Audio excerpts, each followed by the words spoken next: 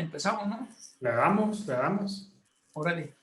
El tema que vamos a tratar, bueno, ya nos hemos saludado, el tema que vamos a tratar ahora es el espíritu. Frecuentemente usamos la palabra espíritu para una gran cantidad de cosas. Decimos, el espíritu del proyecto es refiriéndonos a la esencia o la motivación de algo. Y además le asignamos un universo especial, como cuando decimos el mundo espiritual y el material. También lo usamos como sinónimo de un ser inmortal que llevamos dentro. Su espíritu vive en nosotros.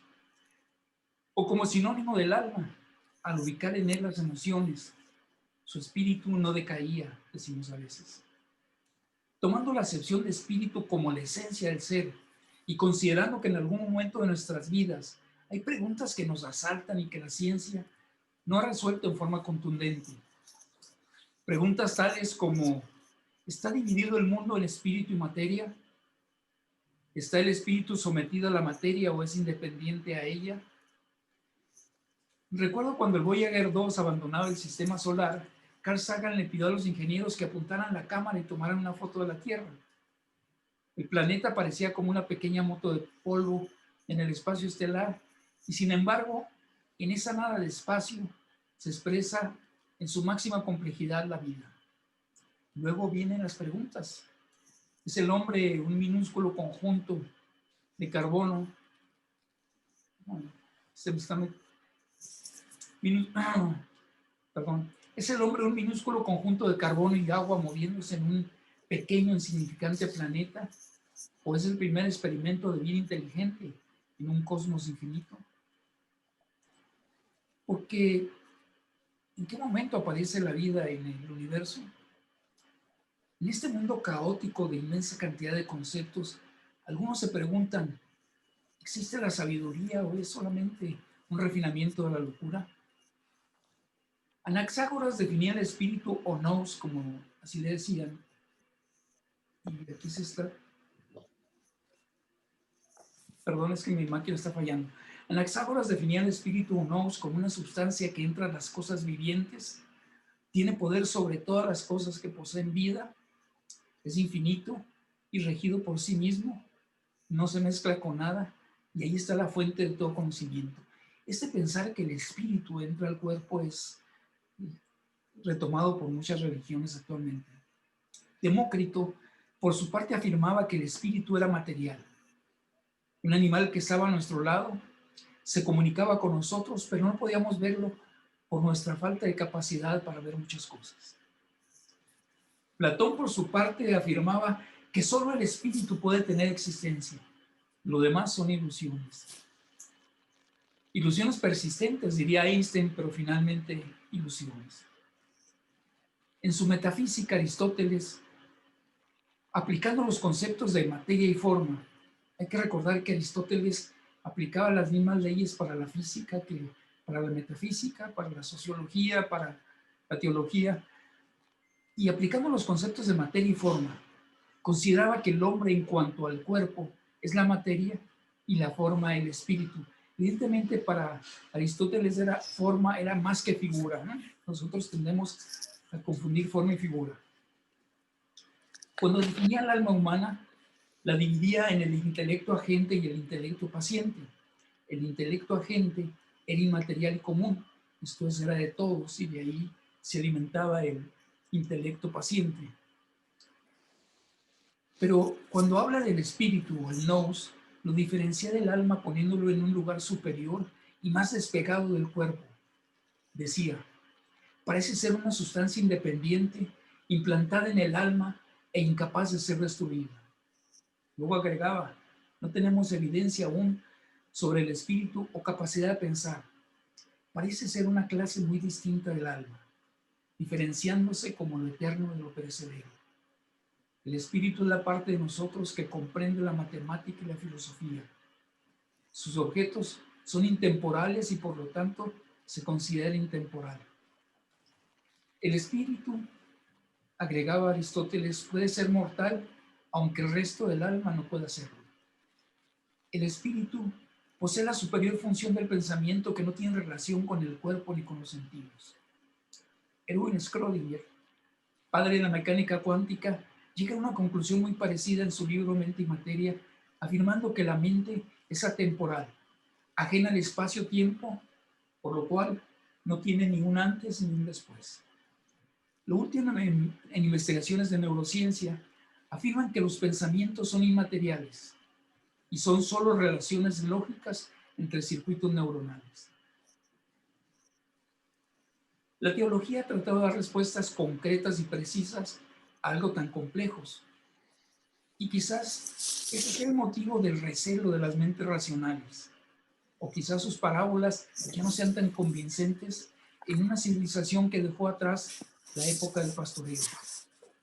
La teoría ha seguido en constante evolución, pero alejado de las masas que no van más allá del catecismo infantil en un mundo hedonista y material, el cual no se interesa por estas cuestiones. Como el tema es muy vasto, sería interesante por hoy hacernos una pregunta inicial. ¿El espíritu es material?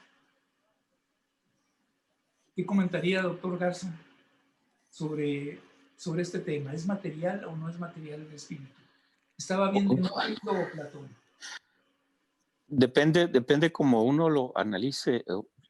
Realmente yo insisto en que la parte externa, como ya lo comentamos en las sesiones anteriores, viene siendo el cuerpo. Con el cuerpo y los 5 sentidos podemos estar prácticamente viviendo, sintiendo lo que está a nuestro alrededor. Es la parte más externa y visible de nuestro ser. Obviamente es lo más lógico y experimentamos cosas en el mundo material, el mundo físico. Sin embargo, obviamente somos más que un cuerpo físico. La parte que está interna en el cuerpo, o lo que lo mueve, es precisamente la esfera psicológica, o sea, viene siendo para mí el alma. Lo menciono en forma psicológica porque en la psicología usan una palabrita que se usa exactamente lo mismo en el alma, para describir el alma en muchas religiones. Con el alma viene siendo, se compone de la mente, o sea, la inteligencia realmente, lo que podemos razonar, pensar, considerar, recordar, imaginar, y nos permite tener sentimientos como la felicidad, el dolor, la ira, el alivio. Eso es el alma, hasta la compasión. Y la voluntad nos permite seleccionar y tomar las decisiones. Y todavía más adentro, todavía más, yo lo veo como más profundo, viene siendo el espíritu. ¿Sí? La gente materialista pues conecta obviamente en forma simplificada, el espíritu lo quiere explicar como algo, como una consecuencia de lo material. Dice, yo siento eso y por eso tengo la energía para hacer esto, y eso es lo que le llamo yo espíritu.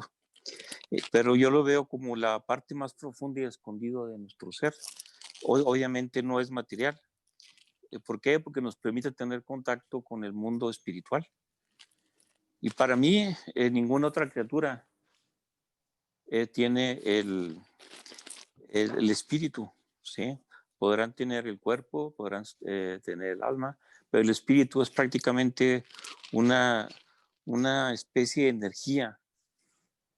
En religión lo describen como energía divina, en el mundo físico lo dicen como energía, o principio de vida que anima a los seres, es una especie de chispa de energía vital, o sea, es intangible.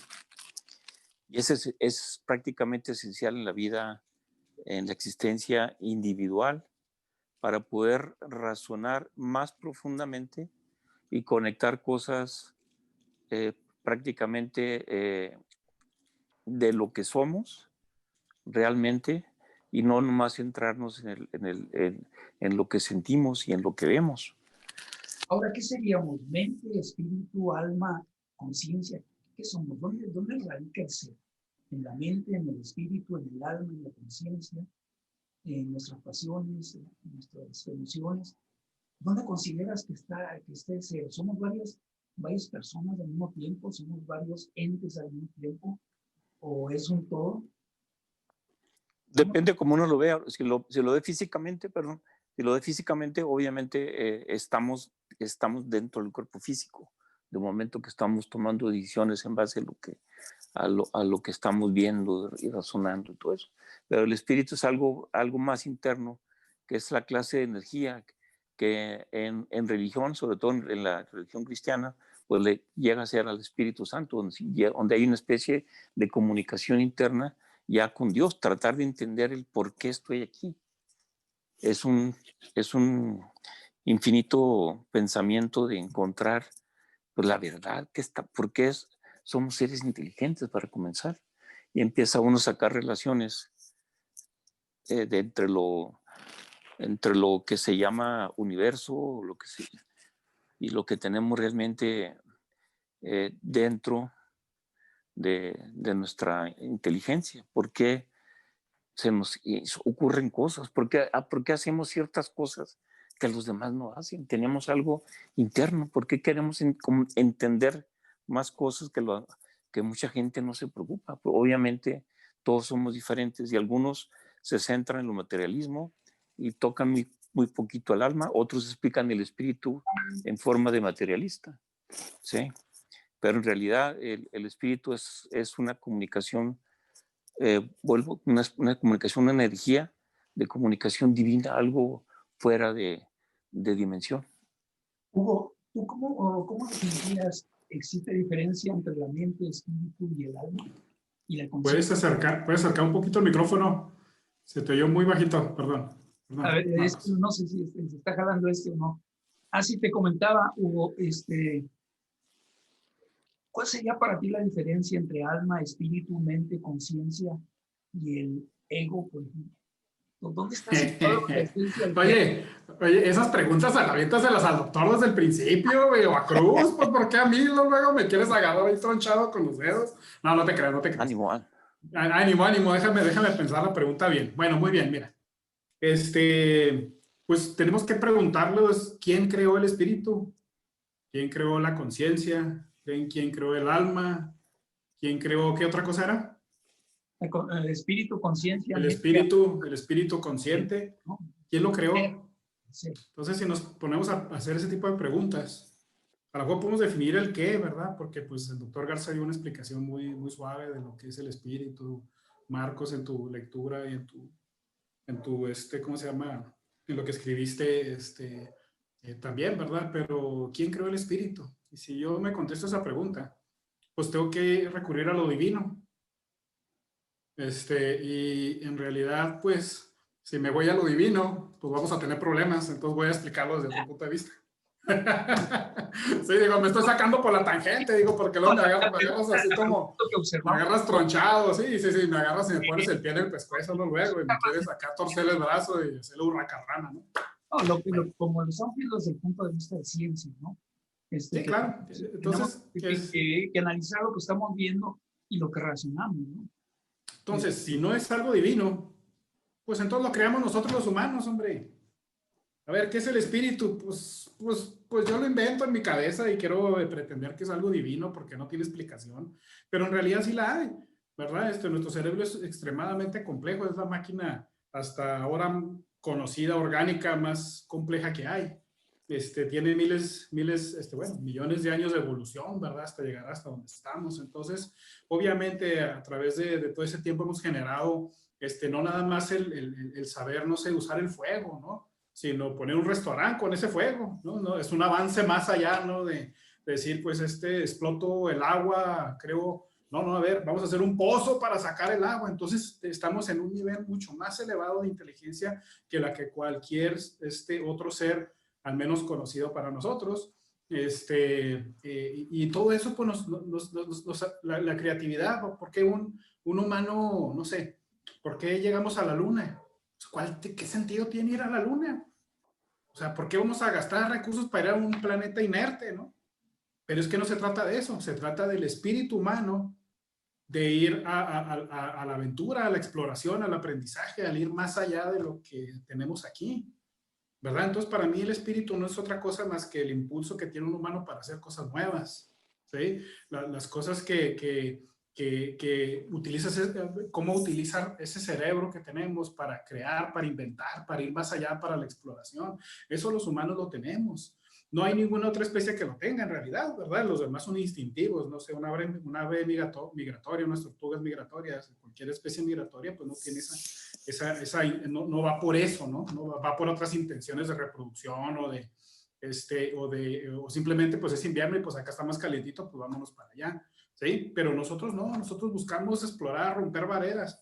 Entonces el espíritu pues está dentro de nosotros, es parte de nuestro cerebro, de cómo está configurada nuestra mente para poder crear esas herramientas que nos ayudan mucho, ¿verdad? Entonces, pues que yo sepa hacer fuego, pues sí, sé hacer fuego, pero puedo poner un restaurante con el fuego. Entonces, eso lleva más allá y así, ese espíritu Pero es el que tenemos muy, muy desarrollado, ¿verdad? cuando Y todo para mí, espíritu, conciencia, alma y todo es prácticamente el mismo origen, ¿sí? Es parte de esa capacidad cerebral que tenemos. No quise meter en lo divino. Don Cruz, ¿tú qué opinas? Cruz. Lo dejé sin palabras, por eso se quedó así. Sí. No te creas.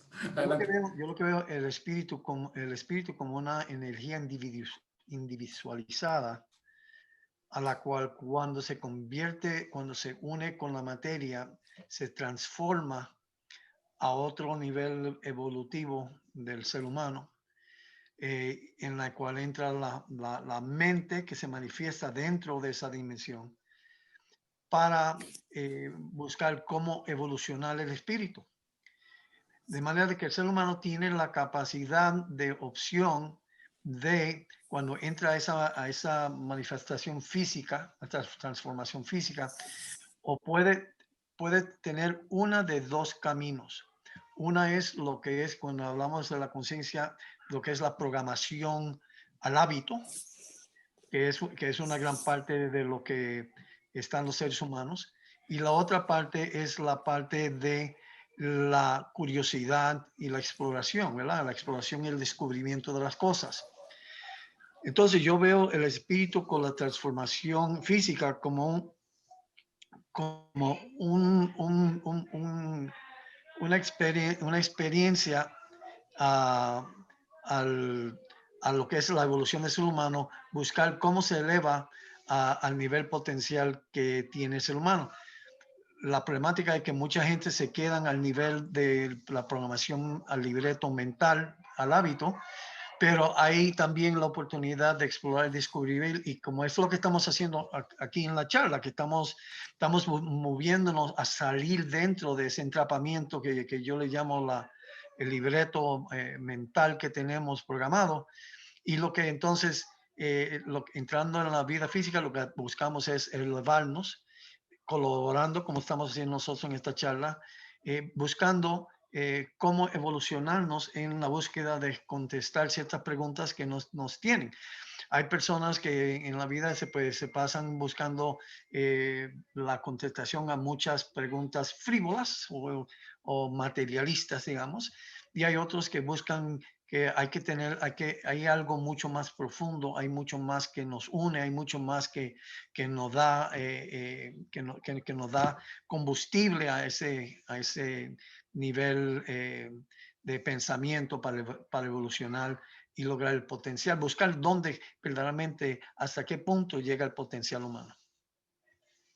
Pero volviendo un poco, ¿tú consideras, por ejemplo, en el caso de Demócrito, que pensaba que el espíritu era un animal que estaba junto a nosotros, que no lo podíamos ver, que no teníamos la capacidad para ver, pero que era material?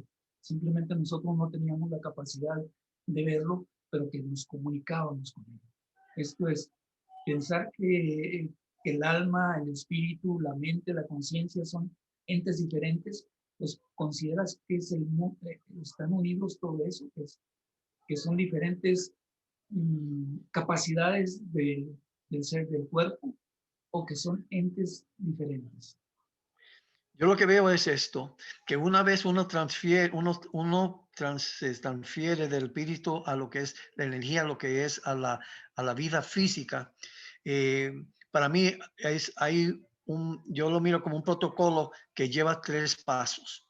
Número 1 es entrando a la entidad física, 3 pasos. El primero es de que el ser humano es un animal, es un híbrido. El ser humano es un híbrido, en la cual quiere decir que es parte animal y parte humano. La segunda parte es el hecho de que el ser humano es primeramente un animal que tiene la capacidad de convertirse en humano. Y la tercera es que el ser humano no es humano hasta tal punto que es completamente humana. Por lo tanto, dentro de la transformación física, el ser humano tiene un viaje de conquistar la parte humana sobre la parte animal que tiene y buscar cómo es que se evoluciona el ser humano en la parte física a eso lo que es su potencial. Entonces, esas son los tres protocolos que yo veo, aunque una vez uno transfiere a la parte física, es que se manifiesta el ser humano. Y si ustedes ven ahorita en este momento, mucho de lo que nos tenemos y que nos une es la manifestación animal, en el sentido de que nos convierte a la vida que tenemos ahorita, donde ahorita yo creo que ahorita, por ejemplo, en los Estados Unidos estamos viviendo en la época del nivel irracional con esteroides, donde verdaderamente estamos cambiando las reglas del juego, y entonces lo que es bueno es malo, lo que es la mentira es bueno y lo que es la verdad no tanto. Entonces, en esta evolución es que cuando el ser humano pasa al nivel físico, trata de evolucionarse a tratar de convertirse, a mi entender, en lo que es completamente humana. Entonces, una pregunta al grupo. ¿Qué creen que sea más probable? ¿Que el espíritu se encarne o que el espíritu sea una capacidad del cuerpo? Es la pregunta para el grupo. ¿Qué se les hace más lógico? O sea, la idea que tiene, por ejemplo, Platón, de que nosotros somos espíritu que vive, que se encarna en el cuerpo, lo de Pitágoras también lo hablaba, que el alma se encarna en el cuerpo, vive una experiencia y después regresa a un mundo espiritual. O la otra, como Demócrito, que decía que el espíritu es un animal que está junto a nosotros, y es una propiedad del cuerpo, por así decirlo, que es otro cuerpo, donde se comunica con nosotros. Esto es, ¿el cuerpo genera al espíritu o el espíritu se encarna en un cuerpo? La pregunta es para los 4. Sí, yo quisiera opinar un poquito en cuanto a eso. O sea, para mí el espíritu, el nombre viene precisamente del soplo. Es un soplo de energía. Les voy a contar una anécdota que al platicarla con varias personas, resulta que hemos tenido el mismo sentimiento. Cuando uno está realmente en un problema fuerte, en un problema en el cual te sientes con dolor, con desesperante, por ejemplo, la pérdida de un ser humano, de alguien muy querido, que pues, te sientes pues prácticamente diminuto, te sientes sin poder, te sientes derrotado y sientes esa profundidad tan fuerte de desesperación. De repente llega un soplo, yo le llamo precisamente el soplo del espíritu, o sea, que te da una nueva fuerza de quién sabe de dónde, pero empiezas a sentirte realizado y a entender muchas cosas que antiguamente las negabas a primera vista.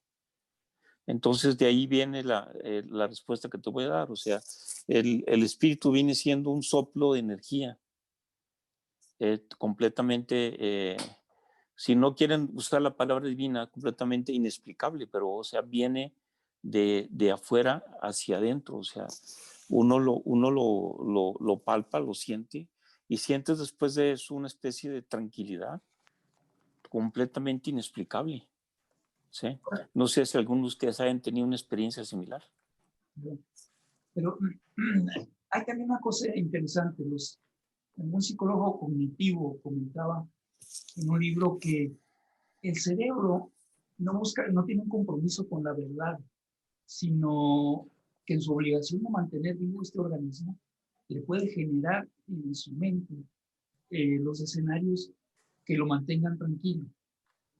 Entonces, lo que él afirmaba es que todas esas ideas que construimos alrededor, pueden ser ideas fabricadas, pueden ser ideas descubiertas. Eso es, podemos estar descubriendo al espíritu o podemos estarlo generando en el cerebro para estar tranquilo.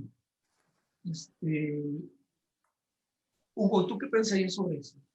Yo creo que, fíjate, por ejemplo, que nosotros percibimos el mundo a través de 5 sentidos, ¿correcto? ¿Verdad? Entonces, nosotros percibimos a través de esos 5 sentidos, pero la pregunta es, ¿serán los únicos sentidos que tenemos?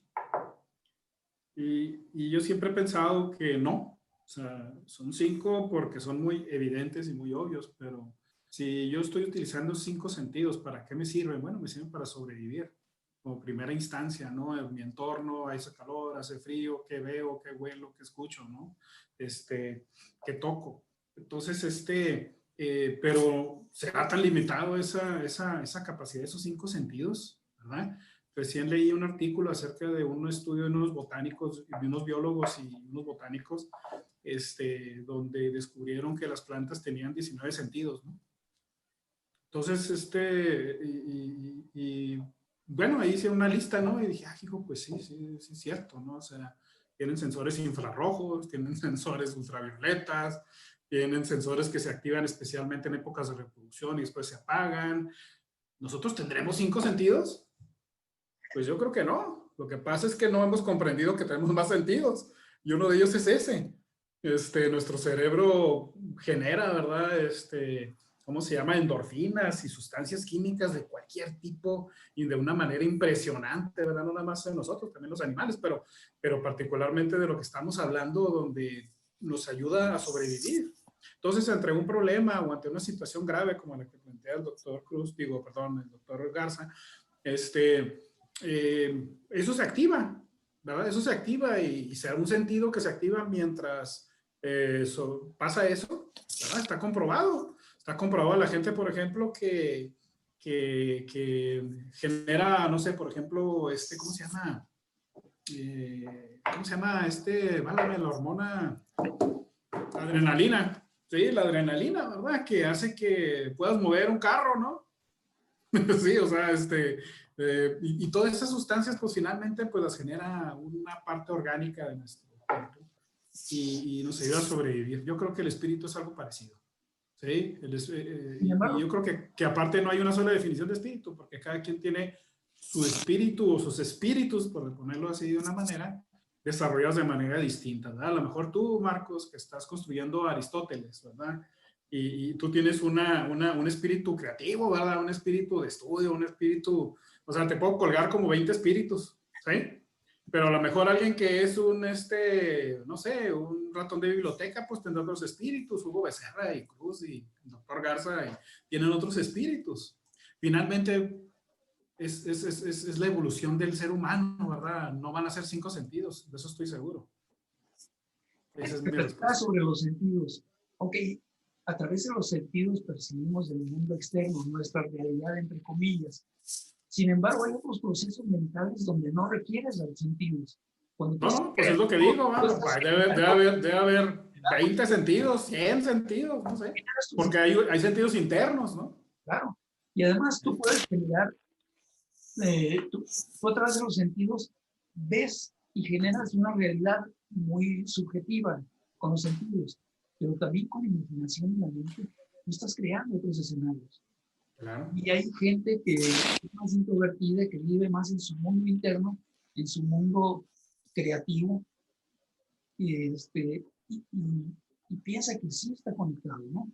Y de ahí viene la contraparte que dice que realmente toda la realidad es una ilusión, ¿no? Y gente como Einstein pensaba que todo esto era una ilusión. Físicos que están tratando de mostrar que todo lo que vemos es un holograma. Y además con cierto sentido, porque si nosotros vemos el volumen que ocupa nuestra masa, es más, todo este planeta, si nosotros le quitáramos la energía, la masa que quedaría en un arroz. Esto realmente somos pura energía, somos puros campos electromagnéticos. Cuando nosotros nos estamos tocando masa contra masa, son campos magnéticos contra campos magnéticos que no permiten que uno entre en otro. Si nosotros vemos un holograma hecho con luces, vemos que el 99.99% es energía, casi no tiene masa, porque los fotones prácticamente no tienen masa. Y pudiera ser también que si nosotros consideramos en volumen la masa que tenemos, podemos decir que todo lo que nos rodea es prácticamente pura energía. Esto Claro, es claro. el volumen que ocupamos. Estoy totalmente de acuerdo, el mundo es una ilusión. Simplemente la otra estaba viendo un documental en donde el sol emite energía en color rojo y en color amarillo, y por eso las plantas son verdes. Entonces, si el sol emitiera más energía en otros tipos de colores, a lo mejor las plantas serían rojas o azules, como lo plantean muchas películas de ciencia ficción en otros planetas, ¿no? Entonces, ¿qué es lo que percibimos? Pues si yo uso nada más la vista, pues yo estoy percibiendo nada más mi espectro visual, ¿verdad? Lo que está diseñando mi ojo para percibir. Pero, por ejemplo, estas plantas que tienen sensores ultravioletas, pues no verán, ¿verdad? Porque no tienen ojos, ¿verdad? Pero sí sienten, sí perciben la luz ultravioleta, ¿no? O la infrarroja, ¿verdad? No sé, nosotros creo que no la podemos percibir. Fíjate entonces, cada organismo tiene su propia realidad, pues. Sí, hay aquí una escuela donde me tocó una vez entrevistar en radio a un profesor que le enseña a los niños a leer con los dedos. ¿Con qué, perdón? Con los dedos. Los vendábamos totalmente, digamos que no hubiera nada. Empezaban a leer el periódico, traíamos nosotros un periódico y ellos con los dedos empezaban a leer. Lo que tú dices es muy probable que tengamos muchos sentidos que no lo hemos desarrollado y que se nos están atrofiando. Algunos los desarrollamos, lo que pasa es que por eso somos tan diferentes. Unos, no sé, yo tenía un amigo, por ejemplo, que era músico. Y luego le decía, oye, aviéntate esta rola, le decía a mi hermano. Y mi hermano, y este amigo decía, nunca le he oído, pero a ver, tararéamela. Y se la tarareaba. Agarraba el piano, la guitarra, lo que tuviera a la mano. Y pues órale, ¿no? O sea, cada quien tiene su superpoder, nomás que no sabemos que lo tenemos. Sí, otra cosa. Perdón. Sí, una cosa, dos cosas. Primero, una es, o sea, y esta es mi interpretación particular, ¿no? Yo veo la alarma como si fuera una energía colectiva que nos une a todas. Y el espíritu como la energía individualizada en la cual compartimos dentro del alma colectiva la cual tenemos. Por tanto, esa energía es lo que nos permite que cuando, por ejemplo, se le muere a alguien, esa emoción es bastante compartida, no importa en qué parte del mundo se encuentre. Esa es una parte. Número dos, es el hecho de que, según, y esto estoy hablando según mis estudios particulares, el ser humano tiene 15 sensores a la cual cuando se integran en una forma integrada, verdaderamente lo eleva a través de una canalización cuando se integra un conocimiento nuevo, lo hace evolucionar, lo hace llevar a un punto. Por lo cual quiero decir que el ser humano, según esto es mi sentimiento personal, el hecho de que el ser humano tiene superinteligencia, tiene esa capacidad de superinteligencia. El problema es de que cuando tú miras el enfoque global que tenemos ahorita está dirigida a lo que es la inteligencia artificial y no la inteligencia natural. Y yo creo que tener un enfoque primario y único a lo que es la inteligencia artificial verdaderamente subestima la capacidad que tiene el ser humano. Y de hecho, yo me atrevo a decir que la inteligencia natural es mucho más superior que la inteligencia artificial. Lo que pasa es que el enfoque en cual las leyes y los medios de gobierno le dan a lo que es la inteligencia artificial, pues subestima y distrae de lo que yo creo que es una capacidad de inteligencia natural que el ser humano al día de hoy todavía no comprende la capacidad que tiene. Fíjate que, volviendo un poco a lo que decía Hugo de la parte sensitiva de nosotros, de nuestros sentidos, valga la redundancia, cuando uno estudia, por ejemplo, el ojo y ve uno toda la fenomenología de cómo llega la luz a la retina, cómo se transforma, en electricidad, cómo el tálamo la distribuye la información, cómo luego lo empiezan a procesar las diferentes. Hay una serie de circuitos neuronales que van interviniendo en todo eso. Y pienso que pues, si nosotros dejáramos de usarlos, evidentemente por ahorro de energía, el cerebro los desactivaría. O sea, no es nada más tener un sensor, es tener todo el equipo para procesar esa información. Por ejemplo, se hablaba de la glándula pineal, que puede recibir señales electromagnéticas. El problema es si tienes los circuitos neuronales para procesar esa información, si tienes todos los elementos para procesar esa información. Y una cosa que han observado los neurocientíficos es que desde el momento de la concepción se empiezan a formar neuronas. Esto es lo que más genera el feto, son neuronas. Y empieza con el sistema límbico, a los pocos días ya tiene sistema límbico, etcétera, y empieza a formar millones de circuitos neuronales. Y van creciendo, y al llegar a los 2 años se empiezan a desconectar. Parece ser que por ahorro de energía se empiezan a desconectar muchos circuitos neuronales, y este investigador dice que se empiezan a desconectar los que no se han usado en épocas anteriores. Esto es, él explicaba un poco en metáfora, decir, oye, el circuito se pregunta, ¿lo usó mi padre? Sí, lo mantengo prendido. ¿Lo usó mi padre? No. ¿Lo usó mi abuelo? No. ¿Lo usó mi bisabuelo? Etcétera. Y entonces, si no se han usado en algunas generaciones, lo desconecta ese circuito neuronal. Lo deja estar alimentando, porque evidentemente mantener esos circuitos neuronales requiere energía. Hay que recordar que el cerebro es el principal consumidor de energía cuando el cuerpo está en reposo, ¿no? Entonces, puede ser que algunas personas no desconecten esos circuitos y tengan algunas características que no tenemos todos, como la transmisión del pensamiento, la evidencia y otra serie de cosas que nosotros lo vemos como paranormales, pero esas personas tienen poder de sanación, etcétera, que lo podemos poner en evidencia, etcétera, pero que los hechos nos dicen que sí existen, ¿no? Que hay personas sobredotadas, me ha tocado a mí ver personas sobredotadas, y es probable que se encuentren precisamente en que esos circuitos no se le apagaron, ¿no? Es una de las posibles explicaciones, y puede ser que tengamos muchísimos más sentidos, como dices, ni siquiera los conocemos, y cada vez los vamos a conocer menos, ¿no? Por ejemplo, mi orientación. Queda menos de 1 minuto. Ok. Bueno, pues nos queda 1 minuto. Resumimos, nos despedimos. Resumimos rápidamente. Bueno, pues el cerebro inventa cosas. Gracias.